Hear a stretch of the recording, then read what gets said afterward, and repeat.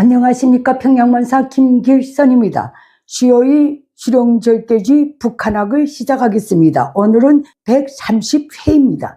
벌써 130회가 됐네요.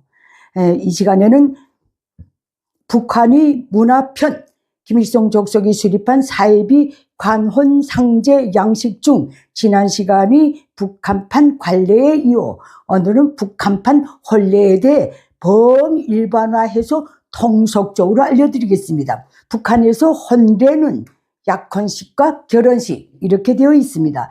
먼저 김일성 족속과 노동당이 주문하고 있는 사회주의적 생활 양식에 맞는 약혼 문화에 대해서부터 알려드리겠습니다. 김일성 족속은 남녀 간의 사랑도 동지적 사랑이 우선시 되어야 한다고 주문하고 있습니다. 그래서 당과 수령을 받드는 혁명의 길, 투쟁의 길에서 한 쌍이 꽃으로 피어나야 한다라고 노래, 영화, 소설 등을 통해 줄기차게 선전하고 있습니다. 김일성 족속과 노동당은 약혼식도 그 부모와 당사자가 소속된 정치 조직, 행정 조직에 의무적으로 보고하도록 시스템을 세워놓고 있습니다. 김일성 족속과 노동당은 또 약혼식을 사회주의적 생활 양식에 맞게 술 한 병 놓고 간소하게 하라고 일관하게 주문하고 있습니다. 그러면 북한의 청춘 남녀는 주로 어떻게 약혼 인연을 맺는가, 이 문제입니다.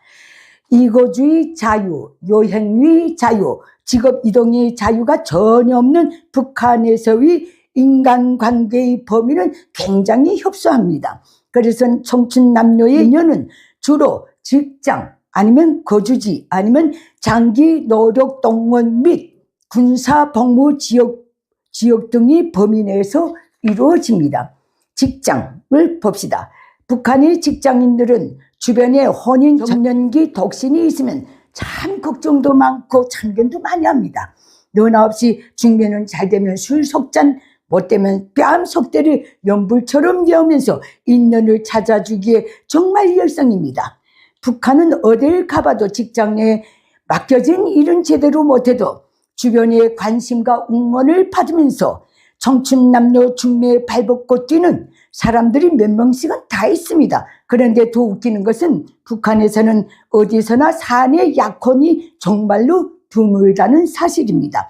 감옥 같은 직장 생활에서 서로가 욕먹는 꼴, 고자질하는 꼴, 아첨하는 꼴, 무능력한 작태 등 인간 세말살을 일상적으로 봐봐서 그런지 저곳의 청춘 남녀들은 정말로 사내 혼인만은 피하는 경향이 있다는 점 알려드립니다. 다음 거주지. 북한 주민사회는 같은 시, 군 내에 거주하는 청춘 남녀가 약혼하는 일이 절대 다수입니다. 이때도 역시 주변의 직장 인연, 동네 인연, 친척 인연들이 정동원해서 혼인 정년기 독신들을 가만히 놔두지 않고 들볶아 됩니다. 그 다음에 온갖 장기 동원과 군사 복무, 이것은 현장에서 서로 눈이 맞아서 비밀 연애를 하다가 약혼까지 가게 되는 경우인데 제반 북한 주민 사회의 이와 관련한 비류를 보면 소수에 불과하다는 점을 알려드립니다. 이 면에서 저는 대학 졸업기에 3년간 황해남도에서 3대 혁명 소조 생활을 하던 도중 담당 3대 혁명 소조 책임자의 극성 때문에 혼인까지 간 사례에 속합니다. 지금 살아계시는지 모르겠습니다. 이 주제를 준비하면서 남녀 인연 맺어주기에 주변에 너나 없이 발벗고 나섰던 북한 주민사회의 심리에 대해 정말 꼼꼼히 생각해 봤는데 결론은 인간 생활의 모든 공간이 사면팔방으로 간섭받는 저 사회에서 그것 역시 하나의 숨통을 트이기 위한 심리가 아닌가, 이런 생각을 합니다. 그러면 청춘 남녀들의 혼인 기준은 무엇인가에 대해 통속적으로 알려드리겠습니다. 계급주의 체제답게 부동의 첫 번째 기준은 계급적 출신 성분입니다. 그래서 절대다수 일반 주민은 약혼에 앞서 남녀 쌍방의 가족이 나서서 먼저 서로의 계급적 성분부터 충분히 꼼꼼히 타진해 봅니다. 그리고 그 경계에서는 적대 계층인가 아닌가 하는 것이 절대 다수라는 점을 알려드립니다. 다음 두 번째는 노동당 독재 체제답게 남자가 노동당원인가 아닌가 이걸 따집니다. 북한에서는 남자가 장가갈 나이까지 노동당에 입당 못했다면 주변에서 사람 구실 못하는 사람이라고 낙인되기 때문에 그렇습니다. 다른 하나는 노동당에 입당해야 향후 높건 낮건 관계없이 출세의 사다리 앞에 설 수 있는 자격을 가지기 때문에 그렇습니다. 그리고 북한 주민 사회는 거의 여자가 노동당원인가 아닌가는 따지지 않으며 이에 대한 전반적인 인식은 여자가 노동당원이면 집안일 할 새가 없다는 것입니다. 그만큼 북한에서는 노동당원으로 살기도 힘들다 그 소리입니다.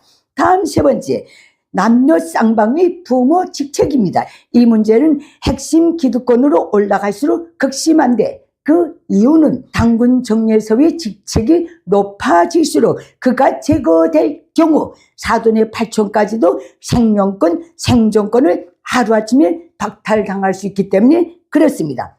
북한의 기득권은 특히 평양의 핵심 기득권은 항시 이런 트라우마를 안고 산다는 걸 정확히 알려드립니다. 위의 모든 사실들을 통틀어서 북한 주민사회는 지금도 조선 봉건 시대의 유행어였을 법한 까치는 까치끼리 까마귀는 까마귀끼리라는 유머가 기득권일수록 더 회자되고 있다는 점 알려드립니다. 마지막으로 그러면 북한에서 약혼식은 어떻게 치르는가를 범일반화해서 알려드리겠습니다. 약혼식은 무조건 약혼녀 집, 즉 여자 측 집에서 하게 되어 있습니다. 대한민국의 상견례처럼 식당에서 하는 법이 아예 없습니다. 다음 두 번째, 이날 노동당의 허례허식 근절 주문대로 약혼남 측에서는 부모 형제와 절친 한두 명을 대동하고 술 두세 병과 예물함을 들고 여자네 집에 찾아갑니다.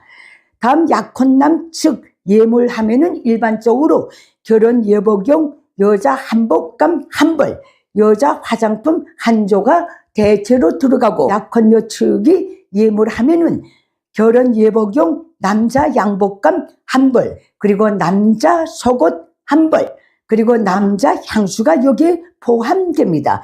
그 위에 서로 간에 결혼 비용을 주고받는 일은 거의 없습니다. 잘못 주고받았다가는 어떤 불이익을 당할지 모릅니다. 시스템이 그렇습니다. 그리고는 결혼식 날짜를 정식으로 정합니다. 대한민국의 상견례와 비교해 보면 김일성 족속이 고착시킨 비상식적이고 비정상적인 북한 약혼식 문화가 얼마나 이질적이고 먼 과거에 머물러 있는지를 즉시 알 수 있을 것 같습니다. 다음 시간에는 소위 사회주의 결혼 문화와 북한에서의 이혼 실태에 대해서 알려드리겠습니다. 감사합니다. 내게 북한 인민들에게 호소합니다.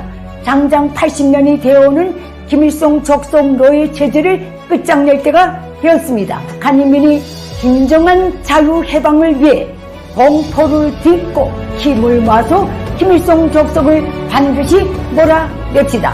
그 길에서 도움이 필요하신 분들은 언제든지 손을 내밀어 주십시오.